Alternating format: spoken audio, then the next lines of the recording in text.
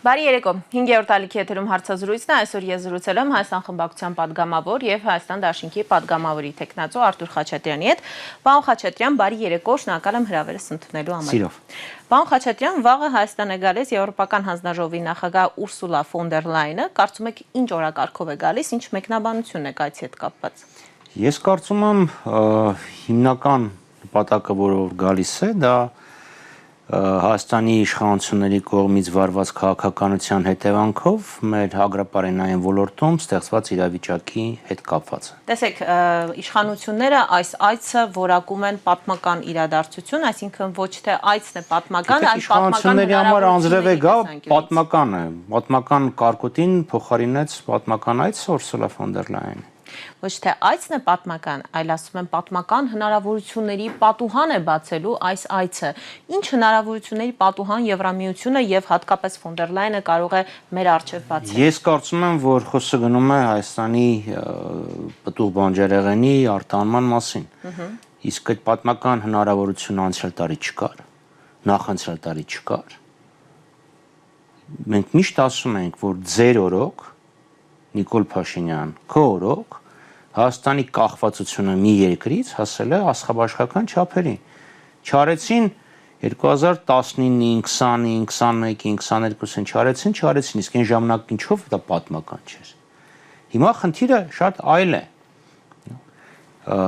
ԵԱՏՄ-ն, իսկ ավելի կոնկրետ Ռուսաստանը, մեր պտուղ բանջարեղենի արտահանման հիմնական շուկան էր, մոտ 90%-ը գնում էր Ռուսաստանի Դաշնություն։ Պայմանավորված նրանով, որ մենք ԵԱՏՄ անդամ ենք, ստեղ առանց Մաքս առևտուրն է, դրանից բացի ունենք ընդհանուր պատմական անցյալ եւ Ռուսաստանում դեռևս հիշում են թե հայկական ծիրանը, թե հայկական կոնյակը, թե հայկական ջերմուկը։ Հիմա այս իշխանությունները սկսեցին վարել մի անհասկանալի քաղաքականություն, լինելով մի քաղաքատնտեսական բլոկի մաս, սկսեցին վարել հակոտնյակ քաղաքատնտեսական բլոկի շահերից բխող քաղաքականություն եւ ակնհայտ է որ ԵԱՏՄ-ը պետք է ասեր արի կողմնորոշվեն, եթե դու գնում ես դեպի Եվրամիություն, գնա, բայց ոչ թե փորձի քո տնտեսությունը զարգացնել օգտվելով ԵԱՏՄ անդամ լինելու հանգամանքից եւ հետո գնա միացի մի միությանը կամ գոնե միանալու ցանկություն հայտնի, որի հետ այսօր կան խոշոր քաղաքական խնդիրներ։ Հիմա կասեք ԵԱՏՄ չի Ռուսաստանը, համաձայն եմ, բայց եկեք ընդունենք, որ Հայաստանից ենթադրենք Ղրղստան, չգիտեմ նույնիսկ ինչ է գնում։ Իսկ երբ ասում ենք ԵԱՏՄ, հասկանում ենք Ռուսաստան։ Հիմա իշխանությունները մտածում են, որ օրինակ ընդդիմությանը, օրինակ ձեզ Հայաստան դաշինքին աջակցելու նպատակով է Ռուսաստանը գնացել այս տնտեսական սանկցիաներին, ասում են սրանք ոչ թե տնտեսական սանկցիաներ են, այլ քաղաքական ենթատեքստ կա այստեղ։ Դե քաղաքական ենթատեքստ կա բնականաբար, բայց եթե իշխանությունները այստեղ են վերում Զելենսկին գնում է Ռուսաստանի դեսպանատան առաջ նկարում է, հակառուսական հայտարարություններ է անում, ռազմավարական համագործակցության համաձայնագիր են կնքում դիցուք Լիտվայի հետ ամենայն հարգանքով, իմանալով Լիտվայի հարաբերությունները Ռուսաստանի հետ եւ Լիտվայի կոչերը Կալինինգրադի նկատ վերաբերյալ եւ Ռուսաստանի վերաբերյալ ընդհանրապես ակնհայտ է, չէ՞ որ դա հակառակ արձագանքը պիտի ունենար։ Եթե Նիկոլ Փաշինյանը այս քաղաքականությունը վարեր ոչ թե ընտրություններից առաջ, այլ ընտրությունից 3 ամիս առաջ, կամ ընտրություններից 3 ամիս հետո, այս նույն արձագանքն էր լինելու։ Այդ ժամանակ էին լինելու սանկցիաները։ Այսինքն հենց դու քաղաքականությունը վարեի, կլիներ հակառակ ազդեցությունը, այսինքն ինչ որ անում են ռուսները, սա Փաշինյանի քաղաքականության հետևանքն է, որը հարվածում է հայերին, չի բխում Հայաստանի շահերից։ Հիմա ասում են մենք մեր ծիրանը արտահանելու ենք Եվրոպա։ Չէ, ասում են։ Իսկ ծիրանը դրա մասին գիտի։ Խորհրդանշական տուփով տարել է, ինչ է Մարտակոսին։ Հասկացա, հիմա ծիրանը դրա մասին գիտի, որ իրան պիտի արտահանեն Ռուսաստան։ Որի մանր։ Ներողություն, Բրյուսել, որ ասկին ինքը գիտի, որ ինքը չպետք է փչանա։ Չէ, որովհետև ծիրանի ջեմ չի։ Իրան եթե որոշակի կարճ ժամանակահատվածում չես ուտում, Այսինքն այստեղ խոսում ենք լոգիստիկ խնդիրների մասին։ Չէ, այստեղ մենք ունենք շատ խնդիրներ։ Մենակ լոգիստիկան չի։ Առաջինը, քո ապրանքի անպատասխանությունը եվրոպական ստանդարտներին։ Հիմա լինի Մարտակոսը, լինի Ուրսուլա ֆոն դեր Լայենը, լինի Կայա Կալասը, ուզում է լինի, կան ստանդարտներ։ Եվ հիմա դու այդ ստանդարտներին հակասող, ներողություն ստանդարտներին չբավարարող ապրանքների մուտքը Եվրոպա ինչպես է սարթունել։ Իսկ հնարավոր է, որ այդ ստանդարտները մեզ համար իջեցնեն մի փոքր, որովհետև խոսվում էր, որ ֆոն դեր Լայնի այցի հետ կապված հայկական գյուղատնտեսական ապրանքների որոշակի այսպես սահմանափակումներ հանվելու են մեր առջև։ Իդեպ հաղորդումը սկսեցինք պատմական բառով, սա էլ են ասում, գյուղատնտեսական ապրանքների համար պատմական կանաչ լույս է վառվում դեպի եվրոպական շուկաներ։ Եկեք փորձենք մեխանիկան հասկանալ, լավ։ Ես ինչ որ ասում են անկեղծ ասած չեմ հավատում, որովհետև ինչի ծիրան հայկական չեն թողում, որ գնա Եվրոպա, որովհետև այդ ծիրանի բաղադրության մեջ իրանք խնդիրներ են տեսնում։ Ինչով է ջրում, ինչով է պարարտեցնում, ինչով է պայքարում, ուրեմն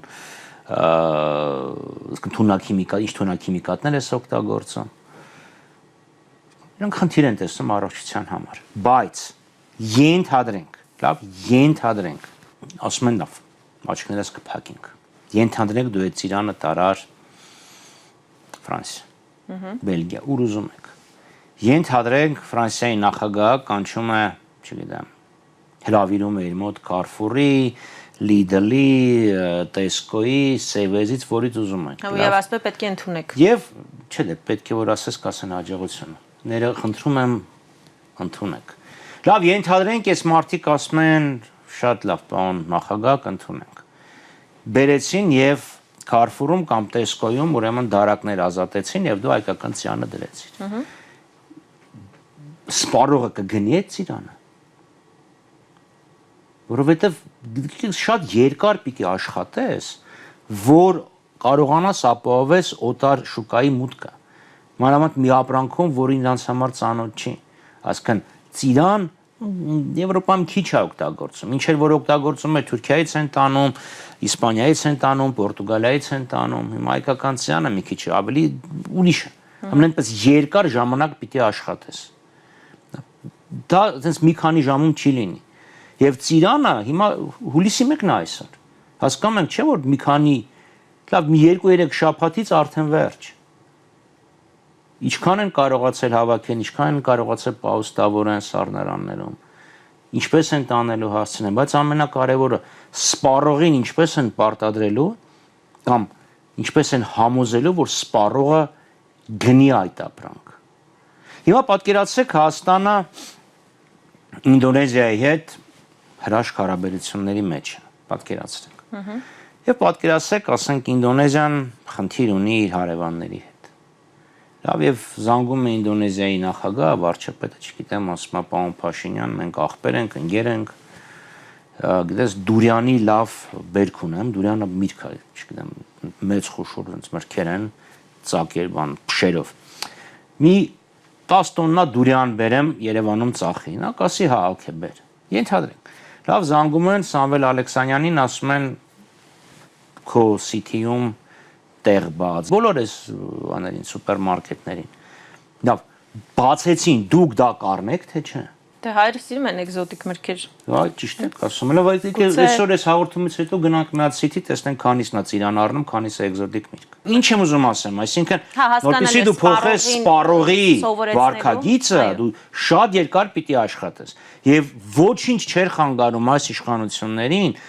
Եվրոպացի սպառողի հետ աշխատել 18, 19, 20, 21, 22, 23, 24, 25 եւ 26-ի հունվարից սկսած։ Դե հիմա տեսեք, նրանք ասում են մենք անում ենք պարզապես դիվերսիֆիկացիա, ոչ թե Ռուսաստանի մեջ։ Ասում են, ոչ մի բան չեն անում։ Եվ ասում են մենք շատ վաղուց էինք հայտարարել, այսինքն ինչի՞ց է վրթովել Ռուսաստանը։ Մենք շատ վաղուց ասել ենք, որ մենք ուզում ենք դիվերսիֆիկացիա անել։ Նախ ոչ Եվրամիությունը, ոչ ԵԱՏՄ-ն միայն մաքսային միություններ չեն։ Մանավանդ Եվրամիությունը Մաստրիխտից հետո հստակ դրա մասին խոսեց։ Դիվերսիֆիկացիային որևէ մեկը դեմ չի։ Ռուսաստանն էլ չէ իր ապրանքում մենակ Հայաստանին կամ Չինաստանին կամ Հնդկաստանին չի վաճառում, իրանք էլ դիվերսիֆիկացնում են։ Տարբեր երկրներին, համ Պակիստանին են վաճառում, համ Հնդկաստանին իրենց տարբեր ապրանքները։ Դիվերսիֆիկացիային որևէ մեկը դեմ չի։ Խնդիրը հետևյալն է։ Լավ, Հայաստանի տնտեսական աճը վերջի տարիներին մանավանդ պայմանավորված էր հիմնականում ԵԱՏՄ անդամ լինելու հանգամանքով։ Այսինքն Ռուսաստանի դեմ կիրառեցին պատժամիջոցներ, ապրանքը գալիս էր Հայաստան, Հայաստանից գնում էր Ռուսաստան։ Օրինակ, գիտեք 25 թվականին Ռուսաստանն ենք ամենաշատը ինչ ենք վաճառել։ բջջային հեռախոսներ։ Այսինքն բջջային հեռախոսը գալիս էր Հայաստան, ինչ որ միտեղից Հայաստանից գնում էր Ռուսաստան։ Հիմա ռուսներն ասում են այս տրանզիտի վրա ապրանքների մարդկանց եւ փողի։ Դուք փող եք աշխատում, լավ եք անում, բայց դուք այդ փողը ուզում եք օգտագործեք, դնեք ձեր տնտեսության մեջ, որպեսզի ձեր տնտեսությունը համապատասխանի եվրոպական ստանդարտներին։ Դա նշանակում է, որ ԵԱՏՄ-ն ֆինանսավորում է Հայաստանի ընթացքը դեպի Եվրոպական միություն։ Սա է սա։ Այ հիմա Ռուսաստանը շատ բարձ ասում են։ Հիմա իրանք ասում են Եվրոպայի հետ մենք փաստացի պատերազմական վիճակում ենք, ուզում ենք որ մենք ֆինանսավորենք դեպի Եվրոպա ձեր Միջև են պահը, երբ Եվրոպայից կասեն ձեզ ընդունում ենք, դուք էլ մեզ կասեք հաջողություն։ Հիմա ամեն օր ասում են ընտրություն կատարեք։ Ես այս օրինակը միշտ բերել եմ, պատկերացրեք, մեկը գալիս է 1000 ներողություն եմ խնդրում, որևէ մեկին չեմ ուզում վիրավորեմ։ Ամուսինը գալիս է կնոջ մոտ, ասում է ուզում եմ գնամ հարևանուհու մոտ, բայց քանի հարևանուհին ինձ չի ընդունել, ինձ կերակրի եւ ճաշորերս լվա։ Պարզա որ որևէ մեկը չի համաձայնվի, չէ։ Հիմա այդ են ասում, ուզում ես գնա։ Բայց չես կարող միաժամանակ երկու տեղ լինել։ Ինչու Հայաստանը չի կատարում իր ընտրությունը։ Այնտեղից ասում են դրեք հանրաքվեի այդ հարցը։ Հիմա Հայաստանը առհասարակ իշխանությունները ուզում են դուրս գալ ԵԱՏՄ-ից։ Ախր հարցը գիտեք ինչու՞մ է, ենթադրենք դու հանրաքվե արեցիր, Հայաստանի իշխանությունները իրանք ստրել են ցուցվանգային իրավիճակի մեջ։ Լավ, ենթադրենք դու հանրաքվե անցկացրեցիր եւ ասացիր ուզում են գնանք Եվրոպական միություն։ Ինչ է կարծում Եվրոպական միության Հայաստանը ընդունելու որոշման վրա քո հանրաքվեի արդյունքները ազդեցություն կունենա։ Բացարձակ։ Դե եւ դա շատ լավ գիտի Հայաստանի։ Ավելին ասեմ, դեր կարծիքով Հայաստանի իշխանությունները չգիտեն, որ դեպի Եվրամիություն մեր ճանապարհը փակ է։ Շատ լավ, տեսանելի ապագայում գիտեն եւ հայտարարել են առնվազն, որ այս պահին մեզ դեռ չեն ընդունում։ Ես գիտեմ, որ իշխանության ներկայացուցիչները վախենում են գան 5-րդ ալիք, չեն ուզում, չեն գալիս 5-րդ ալիք, բայց ես իրանց փոխարեն չեմ ուզում պատասխանել։ Դե բայց խորհրդանական ընդդիմություն եք, հետները շփվում եք, հարցեր եք ուղում, հիմա դուք չգիտեք նրանք ինչու օրինակ ընդունեցին այդ օրենքը, ինչ են որոշում գնալ Եվրամիություն, եթե գիտեն, որ Եվրամիությունում դեռ մեզ չեն ընդունելու։ Կամ կներեք, այս Նիկոլ Փաշինյանի վերջի հայտարարության պատասխանը ձեզ համար հասկանալի է, երբ նա ասում է ԵԱՏՄ-ի հետ կապած, ասում են դուրս է գալիս ԵԱՏՄ-ից թե ոչ, նա ասում է ԵԱՏՄ-ն պետք է մեզ պատասխանի ինքը գոյություն ունի, թե գոյություն չունի, այս նույն պրիզմայով, երբ ասում էր մենք չենք հեռանում հապկից, հապկն է մեզնից հեռանում։ ԵԱՏՄ-ն գոյություն ունի, այլ խնդիր է, որ ԵԱՏՄ անդամ երկրներից մեկը իրեն պահում է ԵԱՏՄ վարքագծի կանոններին հակառակ։ Չէ, ասում են ԵԱՏՄ-ն ինչի մասին է, ապրանքների եւ ծառայությունների շրջանառության։ Եթե մեր ապրանքները, ծառայությունները այնտեղ չեն ընդունում, նշանակում է այդ կառույցը գոյություն չունի։ Դա ինքնալուծարվում է։ Եթե քո ապրանքները վաղը, ենթադրենք վաղը, չգիտեմ, Նիկոլ Փաշինյանին հրաժարվեն ընդունել Գվինեա-Բիսաուում, նշանակում է Գվինեա-Բիսաու գոյություն չունի, չնշանակում։ Ասում եմ, թե Աստծուն չեմ տեսնում, նշանակում է Աստված չկա։ Այդ սովետի ագիտպրոպն է։ Լավ, եթե գանք ռացիոնալության, այսինքն կառույցը կա, դու այդ կառույցի հնարավորություններից չես օգտվում։ Ու դրա նպատակը ո՞րն է։ Մենք առհասարակ հապկում մնում ենք, թե չենք մնում, ԵԱՏՄ-ում մնում ենք, թե չենք մնում։ Ինչ է անում այս իշխանությունը ձեր գնահատմամբ։ Գիտեք, այս իշխանությունը փորձում է 2 աթոռի վրա, նույնիսկ 3-4 աթոռի վրա նստել միաժամանակ։ Իրենք շատ լավ հասկանում են, որ իրենց ԵՄ-ում էլի եմ ասում, տեսանելի ապագայում չեն սպասում։ Հասկանում են, որ ԵԱՏՄ-ից դուրս գալը իրենց համար պրոբլեմ է լինելու։ Այսօր Նիկոլ Փաշինյանը իր նախաձեռնությամբ զանգարել եւ խոսել է Միշուստինի հետ։ Այո, վարչապետի։ Ինչու Վլադիմիր Պուտինի հետ չգնաց, այսինքն Պուտինը չընդունեց։ Նիկոլ Փաշինյանն ասում էր, չէ, ընտրություններից հետո, հենց հունիսին ես գնալու եմ եւ այդ հարցը լուծելու եմ։ Ինչու այնտեղ չեն ընդունում։ Սա կասեք կանչիր իշխանականներին եւ տուր այդ հարցերը։ Կարծում եմ դա ուղերձ է հստակ։ Կընդունես, եթե դու քաղաքականությունը փոխես։ Տեսեք, հանդիպում եղավ, չէ, Պուտինի հետ։ Երբ էր ընտրությունների նախաշեմին։ Այո։ Չէ, ասկան դու գնացել ես Ռուսաստան, որպեսզի հարց լուծես։ Չէ, դու ես գնացել Ռուսաստան, որպեսզի հարց լուծես։ Դու չես գնացել այնտեղ, որ երկու տեքր կնոջ նման սկսես իր հետ կռվել։ Մեր մոտ դեմոկրատական երկիր է, մեր մոտ սոցիալական ցանցերը բաց են, դա ասում ես, ինչի համար։ Ինչ ես ակնկալում։ Ընտրությունները ներկայացնում ես Պուտինը միջամտում էր մեր ներքին քաղաքականությանը։ Դու ընտրությունները, բացում ես արևմտյան մամուլը, հանդիպում ես տարբեր միջազգային օտարերկրացիների հետ, լրատվամիջոցների ներկայացուցիչների հետ, դիվանագետների հետ, իրանք ասում են Հայաստան ընտրություն կատարեց Եվրոպայի եւ Ռուսաստանի միջեւ։ Արևմտյան կողմի մասին եմ խոսում, լավ, արևմտյան ժուրնալիստների հետ։ Հիմա դու ինչքան ուզում ես ասես, որ ընտրությունը դրա հետ ոչ մի կապ չուներ, միևնույն է, ինքը դա ներկայացրել է, ընտրություն Ռուսաստանի եւ Արևմուտքի միջեւ Հայաստան ընտրեց Արևմուտքը։ Դե ընտրեցիր Արևմուտքը, ինչ ես գալ Ռուսաստան։ Գնա Ուրսուլա ֆոն դեր Լայենն է, թող քո ծիրանները վաճառի։ Մանավանդ որ ծիրան իրանք կարող են Ուզբեկստանից է բերել։ Եթե շատ ուզենան Հայաստանից Իրանը կառնեն Սադախլովից։ Հիմա որ հիշատակեցիք, որ այսօր Միշուստինի հետ է խոսել, այս զանգը ըստ ձեզ ինչ բովանդակություն ունի։ Ես կարծում եմ, որ ստեղ խոսքը վերաբերում է Հայաստանի Սպտու բանջարեղենի արտանումներին։ Դա իմ զուտ ենթադրությունն է։ Իմ զուտ կարծում եմ չեն զանգը ֆուտբոլ քննարկել։ Պարոն Խաչատրյան, դուք Հայաստանի իշխանություններին նաև քննադատեցիք այս Իսրայելի ցեղասպանության ճանաչման դեռ չճանաչման, այլ գործընթացի մեկնարկին չարձագանքելու համար։ Այսօր իդեպ Հայաստանի փոխարտգործնախարարն է արձագանքել։ Երեք էլ Փաշինյանն էլ արձագանքել։ Նույնը կրկն է, դե Նիկոլ Փաշինյանը կարող ենք համարել քաղաքական գործիչ, նա դիվանագետ է։ Եվ չտվեց դիվանագիտական պատասխան, ասաց ես ամբողջությամբ կիսում եմ Նիկոլ Փաշինյանի տեսակետը, որ Իսրայելը Եթե ինքը ամբողջությամբ Նիկոլ Փաշինյանի տեսակետը չկիսեր, իրան գործից ուղղակի կհեռացնեին SMS-ով։ Ցեղասպանության թանգարանի տնօրենին ասեցին դիմում գրի, ասեցին։ Կառավարության աշխատակազմում աշխատողներից մեկին ասել էին դիմում գրի, իրան եք ասեն դիմում գրի։ Վարզավոր մարդը, ես չգիտեմ կոնկրետ որ փոխնախարարն է խոսել, Մնացական Սաֆարյանը։ Մնացական Սաֆարյանը, հիմա թե ինքը հանդգնի չհամարձակվել Նիկոլ Փաշինյանի հետ, նույնիսկ ֆուտբոլի նախասիրություններում, կարծեմ իրան կասեն դյում գրի գնա։ Լավ, եթե անդրադառնանք հայտարարության բովանդակությանը, ասում են Իսրայելը զենքայնացնում է ցեղասպանության հարցը, մենք էլ չենք ուզում մտնել այդ օրակարգի մեջ։ Դա, գիտեք, կա լավ պատճառ եւ կա իրական պատճառ։ Իրական պատճառը այն է, որ այս իշխանություններին Թուրքիան եւ Ադրբեջանն ասել են մոռացի ցեղասպանության մասին։ Ցեղասպանության հարցը, ցեղասպանության միջազգային ճանաչման եւ դատապարտման հարցը հանի քորակարգից։ Իրանք էլ դա հանել են։ Հիմա պետք է ինչ-որ մի ձևով հիմնավորեն, չէ՞ ինչի են հանել։ Հիմա պետք է ասեն, որովհետեւ մենք դառնում ենք ուրիշների ձեռքի խաղալիք, ցեղասպանության ճանաչը մեզ որևէ օգուտ չի տվել, հիշում եք Զարե Սինանյանի ասածը, չէ՞, մեզ ռազմավարական որևէ առավելություն ճանաչման գործընթացը չի տվել։ Հիմա իրանք փորձում են ցեղասպանությունից հրաժարվելը հիմնավորեն այսին պնդումներով։ Իրականում ոչ, հայության, հավաքական հայության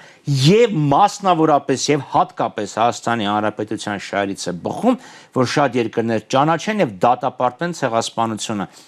հատկապես Թուրքիան։ Տեսեք, մեր վերջնանպատակներ Թուրքիայի ճանաչումը։ Այո։ Հիմա տեսեք, այս օրինակ ես մի քանի տեղել եմ բերել, ձեզ մոտ էլ ասեմ։ Վենսի խոսքը Իսրայելի մասին։ Հիշում եք վերջի ուրեմն իր բրիֆինգի ժամանակ, որ ասեց Միացյալ Նահանգները եւ նախագահ Թրամփը այն միակ երկիրն ու միակ ղեկավարն են, որը դեռևս դրական վերաբերմունք ունի Իսրայելի եւ Նեթանյահուի վերաբերյալ։ Որտեղ որ նայում ենք այո իրոք, թե Մակրոնը, թե Ստարմերը, թե Մելոնին, բոլորը քննադատում են Իսրայելին։ Բոլորը, հիմա Ստարմերը նախքին, հիմա նոր վարչապետը չգիտեմ հարցրել է քննադատել թե չէ։ Միակ մարդը ով լուր է, Գերմանիայի կանցլերն էր։ Կամ շատ մեղմ էր։ Դե դա արդեն պարզ է պայմանավորված հոլոկոստով։ Ապրեք, որովհետև ցեղասպանություն գործողը ստանձնում է զոհի անվտանգության երաշխավորի գործառույթ։ Այսինքն մեր շահերից է բխում, որ աշխարհի հնարավորինս շատ երկրներ ճանաչեն ցեղասպանությունը։ Հիմա ինչի է ճանաչում Իսրայելը, ունի ներքին խնդիրներ Թուրքիայի հետ։ Դա պետք է մեզ չհետաքրքրի։ Մեզ դա չի հետաքրքրում։ Ինչ եղավ, որ Ֆրանսիան ճանաչեց հայոց ցեղասպանությունը, ինչ եղավ, որ Արգենտինան կամ Ուրուգվայը ճանաչեցին։ Դա արդեն շատ քչերն են հիշում, բայց փաստ է, որ ահա այսքան թվով երկիր ճանաչել է հայոց ցեղասպանությունը։ Հիմա իրանք ուղղակի փորձում են Հիմա եթե մի նեյտրալ ինչ-որ միջեզոք երկիր օրինակ որոշեր, թե քիչ հավանական է, որ այս փուլում եթե մեզ համար արտաքին առաջնահերթություն չի, ինչ-որ մի երկիր ուղակի որոշի ճանաչի, բայց պատկերացնենք, որոշում է ճանաչել, նորից Հայաստանից արձագանք չէր լինել։ Այո, անկասկած։ Ասեք, Լեմկինի ինստիտուտը, Լեմկինի ինստիտուտը ցեղասպանագիտության խոշորագույն ամենամեծ Նիկոլ Փաշինյանին քննադատել էր զոհին մեղադրելու մեջ, որտեղ Նիկոլ Փաշինյանի 24-յան ապրիլ 24-յան ուղերձում այս տարվա մասին չի խոսքը։ Ինքը ասել էր, որ հայ ժողովուրդը դարձել էր միջազգային քաղաքական խաղերի զոհ եւ այլն։ Այսինքն ասում հայ ժողովուրդ դու ես մեղավոր, որ քեզ ցեղասպանեցին, որովհետեւ իրավիճակը սխալ էր գնահատել։ Դա դասական victim blaming ասածն է, այսինքն զոհին մեղադրելն է։ Հիմա եթե Նիկոլ Փաշինյանը ամեն տարվա իր ուղերձները Այո, այսինքն, այո, շատ ճիշտ նշեցիք։ Ամեն տարի ասում է եղել է առաջին համաշխարհային պատերազմ, եղել են, չգիտեմ, ինչ խժդժություններ, հայ ժողովուրդը, չգիտեմ, մեզ Հա, բայց նրանք ուրիշ են ասել են առաջին համաշխարհային պատերազմում տեղի ունեցան ողբերգական դեպքեր, հայերել են սպանվել, թուրքերել են սպանվել, չմոռանանք, երբ Թուրքիայում երկրաշարժը եղավ եւ Մարգարայի կամուրջը բացվեց անցումը։ Այո, հիշում եք թուրքերը, որ լուսանկարներ ապարակեցին Սուրմալում։ Հայկական բեռնատարներն անցնում են հայերի կողմից գործած ցեղասպանության զոհերի հիշատակը հավերժացնող հուշարձանի մոտով։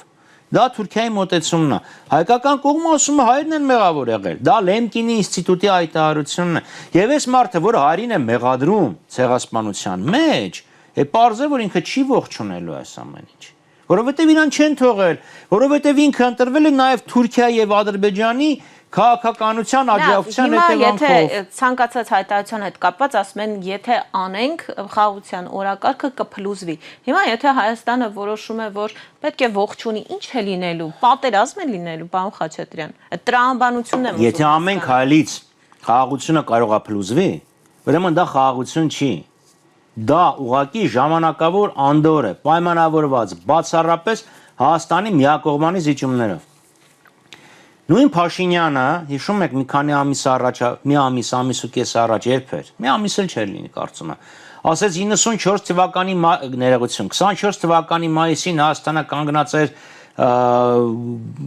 ոչնչացման եզրին, լավ գոհութենական սպառնալիք էր կախված։ Հիշում եք, չէ՞ 24 թվականին ինչ էր։ Իրան ասեցին զորքերը հանիկ իրանցից, ինքը հանեց։ Այսինքն, պահանջեցին դու հետ գնացիր։ Հայերն ասում են, բա այն դեպքեր, երբ ասում են մեկ շաբաթից պատերազմ կլինի, եթե չանենք սահմանազատում։ Բայց հիշեցնեմ, որ դրանից շաբաթներ առաջ իրանք ասում են Ադրբեջանը մեր նկատմամբ պահանջներ ունի, մենք էլ իրանց նկատմամբ ուրեմն հայլային եւ միաժամանակ պետք է լինի։ Ադրբեջանը ասեց, հու, սա ասեց, չէ, մենք կտանք, դե դուք էլ դե երբ տակ։ Այսինքն, գիտեք, 100-ամյա պատերազմը 116 տարի է տևել։ Ինքը չի նշանակում, որ 100 տարի ամեն առավոտ ֆրանսիացիները եւ անգլիացիները կռվել են իրար հետ։ Եղել են մարտական գործողություններ, եղել են տարիներ տևող զինադադար, անդոր, հանգիստ, ոնց ուզում եք ասեք։ Հիմա, քանի դեռ հայ-ադրբեջանական թնջուկը չի հանգուցալուծվել, մենք ունենք ոչ թե խաղաղություն, մենք ունենք ինչ-որ մի հանգստի պահ։ Եվ սա հիմնական պատճառն է, ինչու ենք մենք Փաշինյանին համարում խաղաղությանը ռիսկ։ Ինքը ոչ թե տանում է խաղաղության ինստիտուցիոնալիզացմանը, հարատև արդար խաղաղ համաձայնության կնքմանը, այլ ինքը միակողմանի զիջումներով ձեռք է բերում ընդհանրապես ժամանակավոր պաուզաներ, որոնցից ամեն հաջորդը ամեն նախորդից ավելի վատ պայմաններով է։ Այլ ասած հարատև խաղաղության գնալ, ինստիտուցիոնալիզացիայի գնալ, դա ինչպես պետք է արվի։ Իրենք ասում են Ադրբեջանը մեզ հաղթել է, այս պահին մեզից ուժեղ է։ Ոնց ասում ենք ենք հաղթել։ Ասում են մենք այդ պատերազմի արդյունքում ձեռք բերեցինք Հայաստան։ Հա, փրկեցինք Հայաստանը։ Փրկեցինք Հայաստանը։ Այսինքն Հայաստանը կռվեց, պարտվեց եւ հաղթեց, Ադրբեջանը ինչ կործանվեց։ Լավ, պարոն Խաչատրյան, ենթադրենք հիմա գայք իշխանության, այդ հարատև խաղաղությունը Ադրբեջանի հետ այս փուլում ինչպես էիք բերել։ Նայեք, որպիսի դու կարողանաս ունենաս խաղաղություն, նախ խաղաղության պայմանները պետք է հարգեն քո նվազագույն կենսական շահերը։ Որովհետեւ նույնիսկ նվազագույն կենսական շահերը չեն հարգվում, դա արդեն խաղաղություն չի, դա ուղղակի երկար մահ է։ Քայլ-քայլ գնում ես դեպի վախճան։ Դա համար դու պետք է նախ տեքստի մեջ քո նվազագույն շահերը պաշտպանված լինեն։ Երկրորդը խաղաղությունը պետք է ունենա երաշխավոր։ Որովհետև տեսեք ռուս-ուկրաինական պատերազմը, չէ՞ որ գարնան ասում են հեսա, ձմռանը գարնան ասում են, հեսա քիչ-քիչ մոտենում ենք հանգուցալուծմանը։ Թրամփը որ ասում էր 24 ժամ կարգավորեմ, Անկորիջի հանդիպում եղավ եւ այլն։ Հիմնական խնդիրներից մեկը, որի շուրջ չեկան համաձայնության, մանավանդ ուկրաինական կողմն էր դրա նկատմամբ շատ զգայուն, դա ձեռքբերված պայմանավորվածությունների երաշխավորի խնդիրն էր։ Գնով է դա երաշխավորում։ Երաշխավոր կարող է հանդիսանալ միջնորդը, այսինքն դու պետք է կարողանաս ստեղծես միջնորդային հարթակ, որտեղ միջնորդները կարողանան երկու կողմերի բանակցային ուժերի միջև եղած տարբերությունը գոնե մեղմեն եւ հետո հանդես գան որպես ձեռք բերված պայմանավորվածությունների երաշխավոր։ Մենք դա չունենք։ Խնդիրը դրանում է։ Հիշեցնեմ օգոստոսի 8-ին իրենք որ գնացին եւ Ալիևի հետ Փաշինյանն ու Ալիևը համատեղ հայտարարություն ընդունեցին։ Հիշում եք Փաշինյանի կայքի վրա գրած էր Հայաստանի, Ադրբեջանի, Ամերիկայի նախագահների եւ Հայաստանի վարչապետի համատեղ հայտարարությունը։ Բնօրինակում գրված էր Հայաստանի վարչապետի Ադրբեջանի նախագահի համատեղ հայտարարությունը Թրամփի։ Դուք որ Միացյալ Նահանգները միջնորդի դեր է ստեպքում չի ստանձնում։ Այո, ոչ միայն միջնորդի, այլ նաև երաշխավորի, կարևորը երաշխավորի դեր չի ստանձնում։ Պարզապես հարթակներ տրամադրել։ Սա իմ ներկայությամբ ստորագրել։ Լավ, հիմա այս երաշխավորի գաղափարը շատ է խոսվել, ծեծվել եւ իրենք էլ անընդհատ ձեզ են քնա, ընդդիմությանն են քննադատում։ Ասում են ում եք երաշխավոր բելու, դուք երաշխավոր ասելով հասկանում եք Ռուսաստանը։ Ռուսաստանը մեզ չերաշխավորեց, հիմա էլ իդեպ տեսնում եք անընդհատ ասում են Ռուսաստանը թուլացել է ինքը իրեն չի պաշտպանում ձեզ ինչպես է պաշտպանում։ Ռուսաստանի դարդը Ռուսաստանի իրական։ Լավ, ով է լինել երաշխավոր։ Մենք բազմաթիվ անգամ ասել ենք Մինսկի խմբի համանախագահության ֆորմատը լավագույնն էր։ Լուծարեց։ Ալիևը հիմար չէ որ պահանջեց լուծարել։ Այո։ Այսինքն իրանք հասկանում էին որ դա կարևոր ֆորմատ է։ Այսինքն պետք է նման մի ֆորմատ ստեղծվի, պարոն Խաչատրյան։ Եվրոպան, եթե Եվրոպան լիազորում է Ֆրանսիային, Ֆրանսիան եթե լիազորի Լիխտենշտեյնին, խնդրեմ։ Բայց հանուն արդարության ասենք, շատ լավ, Ալիևը լուծարեց, այստեղ Նիկոլ Փաշինյանը համաձայնվեց, բայց ասենք, որ երբ սկսվեց ռուս-ուկրաինական պատերազմ, այդ ֆորմատը այլևս կենսունակ չէր։ Այսինքն ցանկացած պահի այդ պետությունները կարող են խնդիր ունենալ իրենց մեջ, եւ այդ դեպքում մենք չենք ունենում երաշխավոր։ Չէ։ Բա։ Դա նայեք, շատ կարևոր բան եք ասում իդեպ։ Առաջինը, որ առաջին անգամ երբ Արևմուտքի եւ Ռուսաստանի միջև կոնֆլիկտ սկսեց, 14 թվականն էր, Ղրիմի դեպքերից հետո։ Միակ փաստաթուղթը, որ ԵԱՀԿ նախարարական խորհրդի ժամանակ ընդունվել էր համախոհությամբ, այսինքն ընդունվել էր, որտեղ այնտեղ համախոհության ինստիտուտն է գործում, Արցախի վերաբերյալ փաստաթուղթն է եղել։ Այսինքն դու մի հարցում կարող ես ունենաս հակասություն, բայց դա չի նշանակում դու բոլոր հարցերում ունես հակասություն։ Հիմա դու կարծում ես Ռուսաստանը եւ Ֆրանսիան իրար հետ չեն բանակցում, կամ Ռուսաստանն ու Ամերիկան։ Հիմա Կարիբյան ճգնաժամի ժամանակ էին մարդիկ Խրուչովն ու Քենեդին ուղիղ իրար հետ խոսում, դուք կարծում եք հիմա իրանց միջև խոսակցություն չկա։ Բայց ինչ որ մի պահ նրանք չէին նստում այլևս, երանախագահները չէին նստում բանակցությունների սեղանի շուրջ։ Լավ, հետո Դե հետո հիմա կապեմ Նիկոլ Փաշինյանի դիրքորոշման հետ։ Հիմա ասում եք, քանի որ միջնորդները կարող են իրար հետ կռվել, բացի դա, միջնորդները ամեն մեկը իր շահն է հետապնդում, ամեն մեկը փորձում է ստեղից ինչ-որ բան փախցնել։ Բալանսավորված քաղաքակ, բալանսավորված միջնորդական կազմ։ Չէ, այստեղ ինչ են ասում։ Ասում են միջնորդներին հանենք, որ ամեն մեկը իր բաժինը չփորձի պոկել տանել։ Ավելի լավ է մենք դեմարդեմ մնանք Ադրբեջանի հետ։ Ուժեղը թույլի հետ դեմարդեմ մնում, հա, ծեծում են այդ դեպքում թույլին փակսենյակում։ Գնամ կոֆեն բերեմ, արի, հիշում եք։ Հիշում եք, գնամ կոֆեն բերեմ, ասում ա գնա բեր։ Բերեմ չէ, կոֆե վերցնեմ, ասում ա վերցրա գալիս է։ Այդ Միչանսկի հանդիպան խոսակցությունների մասն է խոսքը։ Չէ, միջազգային ինչ որ կարծեմ եվրոպական։ Ֆորումի ժամանակ ինչ որ մի բան ասես, դե գնամ կոֆեն վերցնեմ, ասում ա գնա վերցրա։ Դες չի լինում։ Գիտեք, ախոյան երկրները փակ սենյակում չեն ճպտում իրար հետ։ Այսինքն դու ունես հաղթած ուժեղ եւ թույլ պարտված։ Դա իրան չայրից է բխում, որպեսի լինի միջնորդավորված բանակցություն, բայց Ալիևն իրան թույլ չի տալիս։ Միջնորդավորված ուղիղ բանակցությունները Ադրբեջանի պահանջն էին։ Հիմա ինչ։ Իրանք ինչ են անում։ Իրանք ադրբեջանական պահանջները հերթով վերցնում են, ներկայացնում են որպես քո սեփական շահերից բխող։ Պարոն Խաչատրյան, հիմա տեսեք, վերջին օրերին ընտրություններից հետո շատ ավելի ակտիվացավ այս արևմտյան Ադրբեջան, չասեմ թեզը իրենց օրակարգի առաջ տանում է, մի շարք միջոցառումներ եւ այլն։ Հիմա այսօր մենք քանի որ հիշեցինք փոխարգործնախարարին, նա տեսել է ապակառուցողական հայտարարություններ Ադրբեջանի կողմից, այսինքն նա չի հերքում, ասում է ընդհանուր առմամբ օրակարգը դրական է, բայց այո, մենք նկատել ենք ապակառուցողական հայտարարություններ, բայց այս փուլում արձագանքի կարիք չենք տեսնում։ Պետք է լիներ արձագանք եւ ինչպիսին պետք է։ Այսինքն նկատել են եւ ինչ։ Ինչու չեն տեսնում։ Սա էլ է վնասել ծածկվում են վերմակով ու լացում են բարձր գրկած։ Ինչ նշանակում տեսել են ապակառուցողական հայտարարություններ, բայց չեն կարծում։ Եվ որ փուլում է հետաքրքիր, որ փուլում պետք է լինի։ Հենց առաջին։ Շատ է, տեսեք։ Իրանք ասում են, չէ, չկա, ադրբեջանցիների վերադարձի հարց օրակարգում չկա, դա արհեստական է, դա անդիմությունն է անում։ Ահաբեկում էիք դուք։ Անկախ նրանից, որ արտաքին հետախուզական ծառայությունը որպես հավանական ռիսկ դա գնահատել էր, նշել էր գոնե, չէր գնահատել։ Նշել էր։ Ասում են, չէ, տենց բան չկա, տենց բան չկա, այդ ասում եմ, արդյոք չկա էսա։ Հաջիևը եկավ, շատ հետաքրքիր է, չէ՞, ընտրություններ կոչված ֆարսից հետո առաջին մարդը արտասահմանցի, որ եկավ Հաջիևն է եղել, ինչ են քննարկել իհարկե չեն ասում դրա մասին, դրանից անմիջապես հետո տեղի ունեցավ այս փառատոն ասածը։ Նախիջևանում, Ադրբեջանում, Միացյալ Նահանգներում հիմա պետք է կոնգրեսը լինի։ Ապրեք, այո։